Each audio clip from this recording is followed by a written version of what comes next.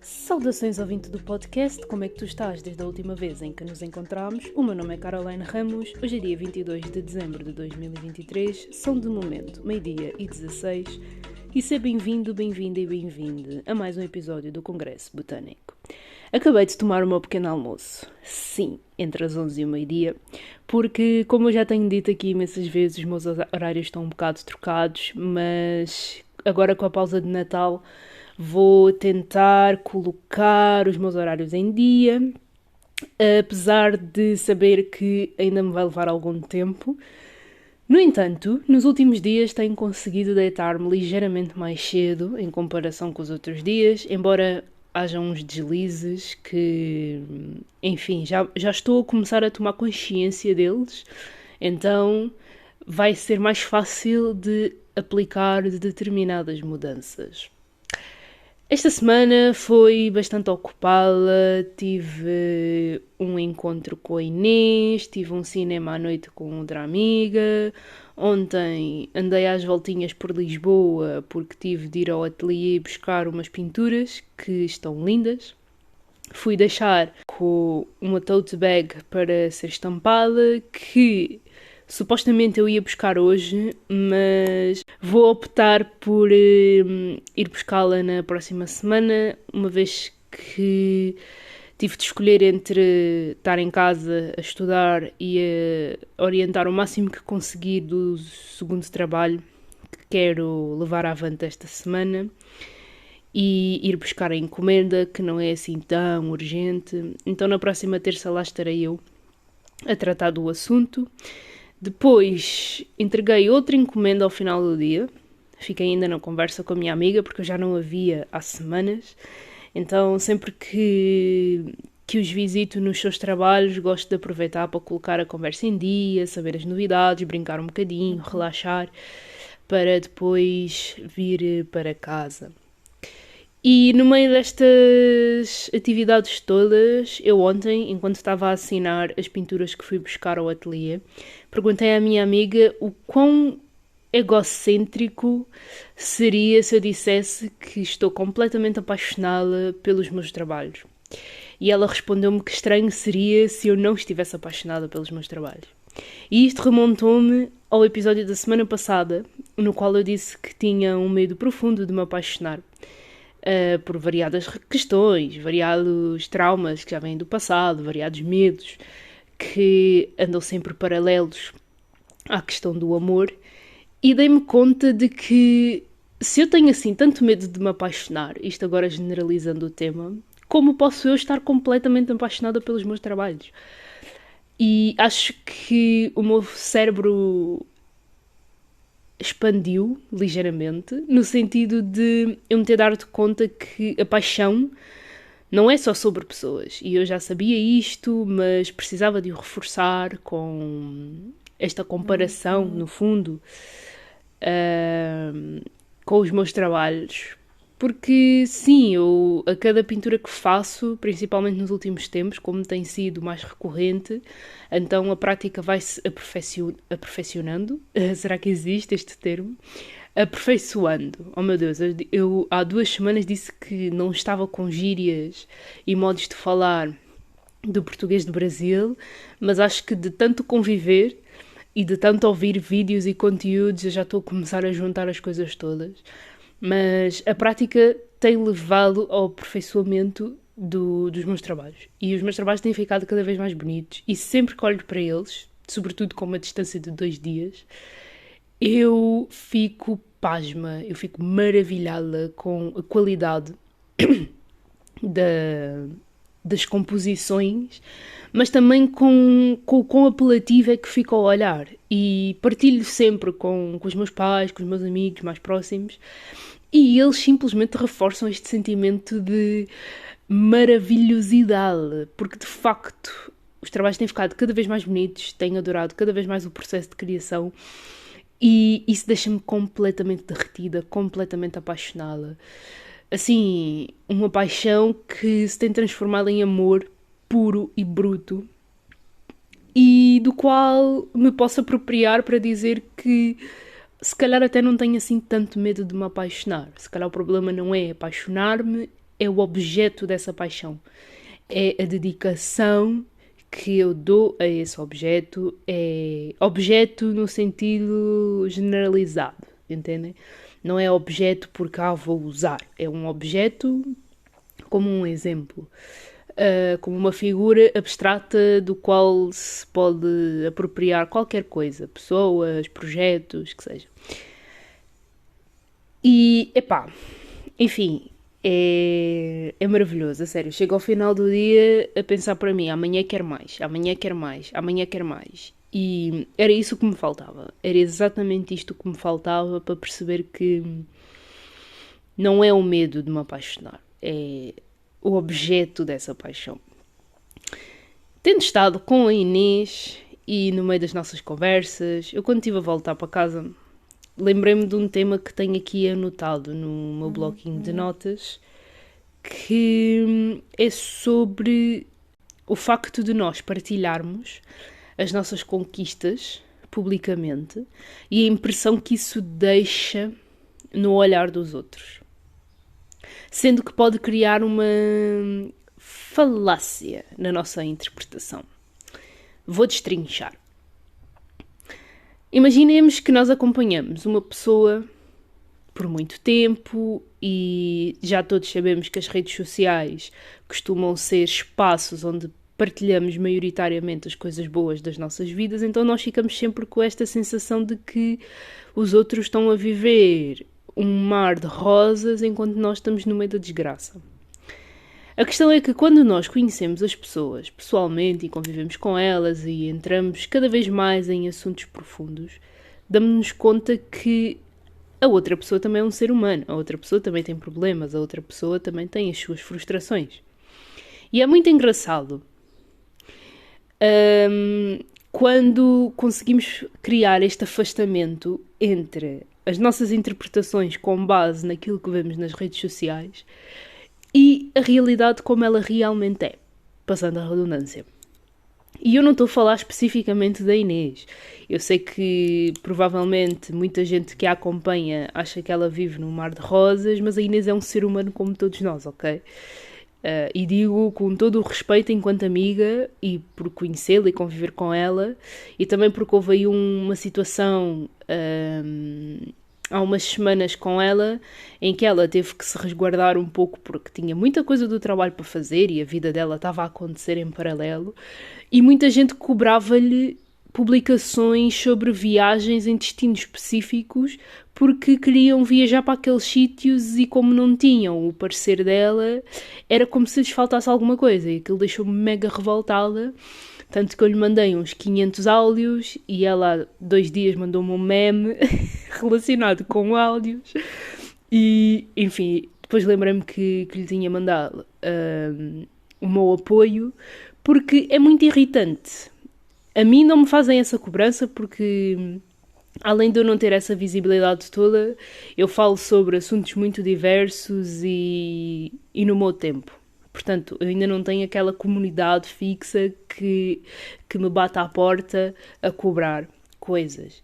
Mas deixou-me super indignada, porque conhecendo a Inês, e falo da Inês como falaria de qualquer outra pessoa, que já tem a sua comunidade, que faz publicações muito específicas, que já tem, o seu nicho, se bem que eu não gosto muito deste termo, mas deixou-me indignada porque a Inês é um ser humano como todos nós. E o facto de lhe estarem a cobrar para ela publicar sobre destinos pelos quais passou porque a pessoa quer ir para ali e não tem informação, ou aparentemente não tem a informação que quer, é de um desrespeito para com a vida pessoal dela, sem tamanho. A sério. E isto cruza muito com o tema de nós acharmos que a vida dos outros é um mar de rosas, quando não é. Quando eu anotei este tema, eu, na verdade, até pensei em mim, no meu caso, porque quem me acompanha enquanto blogger, podcaster, artista, estudante, que seja, acha que do ponto A para o ponto B eu fiz um percurso muito direto. E a verdade é que não é assim. A minha vida tem sido aos zigue-zagues, como a vida de qualquer outra pessoa, independentemente de onde nós viermos. Toda a gente passa pelos seus momentos de zigue-zague. Do ponto A para o ponto B, eu tive que passar pelo ponto Z, pelo ponto E, pelo ponto F, pelo ponto I, para chegar ao ponto B. As coisas não são diretas, as coisas não acontecem na velocidade que nós queremos, as coisas não acontecem exatamente como nós planeamos. A vida tem altos e baixos. Quando eu notei este tema, eu pensei na quantidade de partilhas que faço, que têm sido cada vez menos em torno da minha vida pessoal, excetuando quando venho aqui falar sobre coisas muito específicas, e a reação das pessoas à minha volta. Epá, então mas agora tu há pouco tempo estavas ali e agora estás aqui. Uau, como é que conseguiste? Uau, isto e aquilo, e aquilo outro e acolá. Parece que tu de repente, do nada, tomaste esta decisão. E as coisas nunca são do nada. Nunca são do nada. Eu acho que já falei sobre isto aqui, devo ter escrito algures, mas nada na nossa vida é do nada. O nosso processo de maturação muitas vezes corresponde com os momentos em que nós nos afastamos das pessoas, momentos em que essas mesmas pessoas não têm noção do que é que se está a passar na nossa vida, porque quando nós voltamos com a força toda, com a paciência, com o espírito para lidar com os outros, nós aparecemos com os resultados. E quem está à nossa volta, sobretudo se não convive connosco com muita frequência, pensa que nós queríamos ser astronauta e de repente somos escultores. Não é de repente. Passaram-se 3 ou 4 meses desde a última vez que nos vimos e tu achas mesmo que nestes 4 meses as coisas iam continuar as mesmas? Eu acho que não. Pelo menos no meu caso, porque eu sei que há pessoas que, independentemente de se passarem 4 meses, 1 ano, 5 milénios, continuam a fazer a mesma coisa. Para mim, enquanto pessoa criativa, faz muita confusão. Eu sei que pode dar uma sensação de desequilíbrio e de falta de compromisso e de muita... Como é que eu hei de dizer? Não diria confusão mental, mas muita indecisão, quando na verdade eu sou livre de experimentar o que me apetecer e chegar às conclusões de se quero ou não permanecer ali. E a cada mudança que eu vou fazendo, eu vou ganhando uma resiliência e um senso de compromisso para comigo mesma. Porque reconhecendo que eu não quero estar no sítio A e quero ir para o sítio B, o que é que eu posso fazer por isso? Porque eu não sou obrigada a enraizar-me num lugar por um senso de estabilidade. Se calhar a minha estabilidade está no ponto C. E eu, para chegar ao ponto C, eu tenho que me mexer. E para me mexer, às vezes tenho que me afastar. E, consoante as partilhas que vou fazendo, fica aquela leve sensação de que tudo aquilo que tenho vindo a conquistar, seja pouco ou seja muito, foi muito de repente, porque eu sou a favorita de Deus, porque as coisas comigo acontecem com uma leveza que quem me dera. Há momentos em que sim, há momentos em que não. O facto é, ninguém vive num mar de rosas e ninguém tem o direito de se chegar a nós, a exigir mundos e fundos, desrespeitando o facto de nós também termos as nossas rotinas e os nossos breakdowns. E às vezes não é uma questão de ter um breakdown, às vezes é mesmo uma questão de epá, não me apetece. E se não me apetece, não vou fazer, não vou aparecer. Vou-me focar naquilo que é essencial para mim, para este meu momento, e as pessoas à volta vão ter que arranjar outra maneira de se safar. Pegando agora, novamente, nos posts da Inês sobre viagens. Se as pessoas querem assim tanto viajar, viajem, porra! Vão vocês buscar a vossa experiência, escrevam vocês sobre a experiência, leiam outros bloggers, vejam vídeos no YouTube, pesquisem no TikTok, vão ao Raico Parta, mas encontrem a informação que vocês querem. Ok, pode não ter vindo da Inês, mas a Inês tem uma vida. E pensem, se ela não publicou, por algum motivo é. Então vamos respeitar, não vamos falar com ela, nem vamos exigir como se ela nos devesse alguma coisa. Ok. A sério, deixou-me passada da cabeça e faz-me lembrar todas as vezes em que alguém se chega ao pé de mim e diz: vai dar tempo, não nos vimos e não sei o quê, não tens mandado mensagem, não tens dito nada. Amigo, e tu tens dito? Por algum motivo eu não me tenho chegado à frente, não é? Se calhar porque eu tenho uma vida, se calhar porque tenho escolhido estar mais resguardada e mais na minha, mais concentrada naquilo que estou a fazer. E gostaria que me respeitasses. Porque eu respeito o teu momento, eu respeito o teu tempo. Eu sou só uma, o meu dia só tem 24 horas. Eu tenho que escolher. Por muito que eu goste de ti, eu tenho que escolher. Porque ao final do dia, quando eu me vou deitar, eu estou sozinha, na minha própria companhia. Se eu tiver que chorar, eu choro sozinha enquanto tu estás na tua vida. Podíamos chorar os dois, sim, é verdade, mas os nossos horários de sono não são certamente iguais, as nossas rotinas muito menos. Porquê é que me estás a cobrar uma chamada se tu também o podes fazer? Não. São questões que me deixam bem indignada. Isto também vai cruzar com uma situação que me aconteceu há 2 dias. Eu fui fazer uma caminhada. No entanto, eu estava a escrever mensagens sobre um assunto em específico e não estava a prestar atenção ao caminho que estava a fazer. Quando do nada eu sinto um peso nos tornozelos e quando dou por mim estou no chão. E eu digo que raramente caio na rua. Quando eu me dei conta, era uma corrente que estava a fechar um dos caminhos do parque. Não sei porque que aquela merda está ali, mas enfim.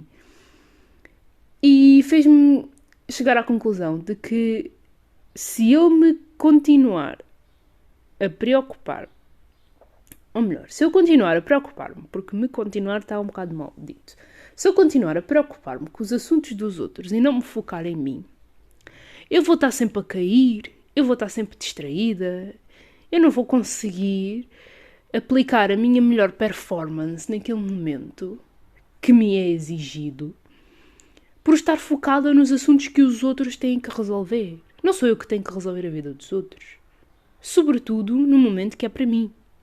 E desde então que tenho feito por estar consciente e presente naquilo que eu me comprometo a fazer para mim mesma.